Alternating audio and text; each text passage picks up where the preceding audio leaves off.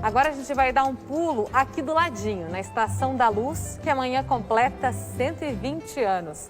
Você sabia que antes a parada do trem era praticamente uma casinha?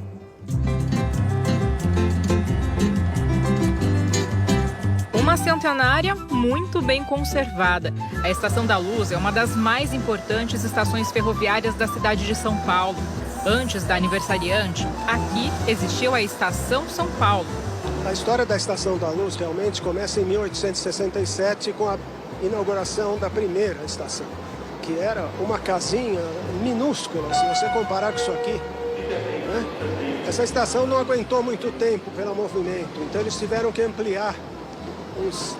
Não tem uma data muito certa da ampliação, mas foi cerca de 10 anos depois. Em 1890, eles chegaram à conclusão que essa também era pequena.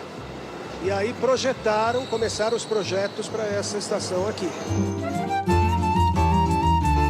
As estruturas foram importadas da Inglaterra.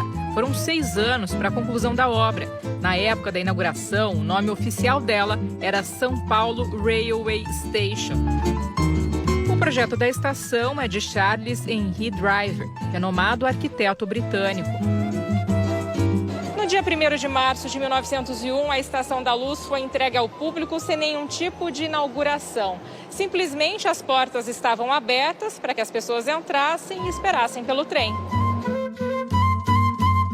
Durante anos, foi graças à Estação da Luz que a capital paulista, as fazendas de café no interior e o Porto de Santos se conectavam pelos trilhos. A estação presenciou parte da história. Viu imigrantes europeus lotarem as plataformas rumo ao Porto de Santos. Eles faziam o caminho de volta para lutar na Segunda Guerra Mundial. Recebeu o presidente Rodrigues Alves em 1918, um ano antes dele morrer de gripe espanhola. Tudo isso encantou o Renato, que além de engenheiro mecânico, se tornou ferromodelista. A paixão pela São Paulo Railway e a falta de peças dela fizeram ele se dedicar à arte da construção de modelos em miniatura. Hoje já recebeu vários prêmios pelos modelos que fez. Praticamente não existem peças idênticas da São Paulo Railway. Então, às vezes você tem que comprar alguns modelos e adaptar, que não fica bom. Então, aí a necessidade da construção mesmo, partindo do zero. Essa maquete, eu comecei a construir ela em 2002. E até hoje eu vou mudando alguma coisa, porque maquete nunca termina, né? A gente vai adaptando ela. E nos últimos anos ela está assim bem focada para a Ferrovia São Paulo Railway. No escritório da casa dele, em Santo André, uma maquete da primeira fase da ferrovia, inaugurada em 1867. É nessa brincadeira que a nostalgia recria a história. Ela surgiu pela necessidade do transporte de café, né? Que no século XIX, justamente, essa era uma forte demanda, né? Não havia ferrovia, o café era transportado por mulas, né? E aí, Barão de Mauá conseguiu a concessão, né? 1859, né? Ele conseguiu iniciar a construção da ferrovia junto com os ingleses, né? Hoje em dia é totalmente de outra forma, né? A gente só vê os trens da CPTM, né? Os trens de transporte de passageiro. Ainda existe alguma carga passando, mas não tanto quanto era antigamente. Os anos se passaram e a estação cresceu. Hoje, 250 mil usuários passam por aqui todos os dias e são cerca de 830 viagens. Os trilhos também direcionaram o futuro do Roosevelt, atualmente supervisor-geral de operações, mas por anos maquinista. Minha família, praticamente do meu pai, toda é ferroviária, desde o meu avô, meus pais, meus tios, meus 2 irmãos, meus primos, mas todos são ferroviários. São 13,2 mil metros quadrados de área. Trabalham aqui cerca de 70 colaboradores por dia. É na estação que a Daniele chega bem cedinho, antes mesmo da maioria dos paulistanos despertar. O meu horário de entrada é 5h30 da manhã. A gente já começa cedo, né? Ainda nem clareou, né? Então a gente vê o nascer do sol aqui na estação, é bem bonito também, né? É um desafio muito grande, mas ao mesmo tempo é um orgulho muito grande que a gente tem de trabalhar aqui. A Estação da Luz é muito mais do que uma simples estação. O lugar, construído pelos ingleses, tem arquitetura muito parecida com grandes construções londrinas.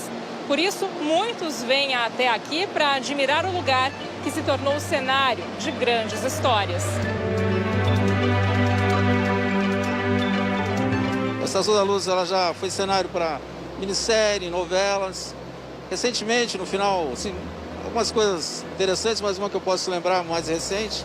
No final do ano passado, tiveram 2 empregados nossos da segurança que o empregado nosso pediu a sua namorada em casamento na nossa plataforma, assim, aproveitando todo esse cenário. E naquela ocasião ela ainda contou a ele que ela estava grávida, ele não sabia. Então foi assim, bem interessante, quebrou a rotina corrida daquele dia. Então foi bem bacana. Para tudo isso funcionar, o Centro de Controle Operacional no Brás se torna uma espécie de cérebro. Dele, as informações chegam para o coração, que é a Estação da Luz, e dela saem os trens, que são as veias por onde as pessoas partem ou chegam.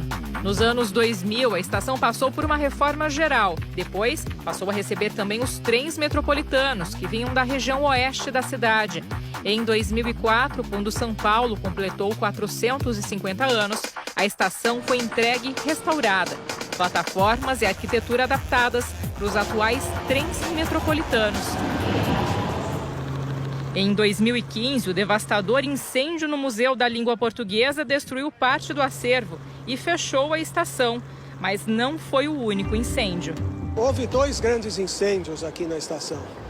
Um em 46, quando tinha acabado a Segunda Guerra Mundial, e os ingleses iam devolver a concessão para o governo de 90 anos. Esse incêndio destruiu a documentação dos ingleses em relação à ferrovia, que estavam aqui nesse prédio. E muita gente começou a dizer mal dos ingleses, não, porque isso é de propósito, deve ter coisa suja aí, etc e tal, mas eles aproveitaram para aumentar a estação, né? Queimou, então vou fazer um 3º andar, né? De um dos lados de fora, onde hoje os passageiros acessam a estação, as estruturas imitam o Big Ben de Londres, com um grande relógio.